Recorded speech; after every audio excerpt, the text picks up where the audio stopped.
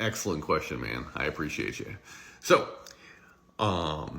if you are one of the truly cool kids, which I don't know, I'm not, but you could say, I want to migrate to this high dollar Meg high-tech pan. Oh, awesomeness.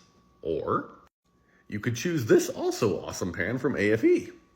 Or still yet, you could choose this pan here. Now, all three of these pans are, as our friends across the pond would say, aluminium. As we would say, they're just aluminum. What they're gonna do is something you probably don't need. And so you're probably gonna end up with one of these pans. Yeah, I know. Plain Jane, boring, stamped steel, $75 cheapo depot pan. But this pan is configured differently. So this is the OE 6.4 pan. This pan is configured differently than the 6.0 pan, but the bolt pattern is identical. So you just take off the old pan, you put in this pan, and off to the resales you go. Now the benefit of the stamped steel pan versus the other one is just money. It's just less money. So this is like a $75 pan, like the Mag High Tech and the AFE, they're like hundreds of dollars, but they are made out of aluminum.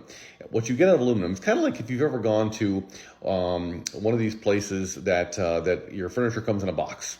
And you're putting your chest of drawers together, for example, and you're like, this thing is flimsy central, right? It's just all over the place. Like, why did I buy this piece of crap? Oh my goodness, I know I should have gotten the solid oak or whatever it is furniture that weighs 300 pounds. I totally know I should have done that. But instead I'm doing this, put my own furniture together, and it's flimsy central. And then one of the last things you do is you put the backer on this flimsy central piece of furniture that came out of a cardboard box, and all of a sudden it is stout as you could possibly think it could be. Like, holy buckets, that made all the difference. The same thing is true for your transmission pan. So as long as, what the pan does is that it adds torsional rigidity to the transmission case. Okay, that's a win. And if it's made out of just and only stamped steel, but it's really super thin gauge, it'll add something. There's no question about it.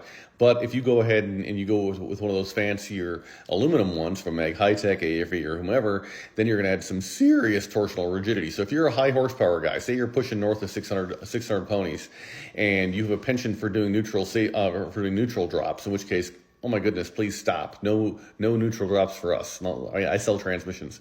But if you're just constantly, if every red light is a new opportunity for a race, and it's pedal to the metal from every red light, you got, never mind the 10,000 pounds in the trailer that you got behind you, then by all means spend the extra money for these other pans. However, if you're just like the rest of us and you are, hey, look, the light turns green and I hit the long skinny pedal and off to the races I go, then I would tell you that this stamped steel pan is fine. But to answer your question, you did not misunderstand my other video.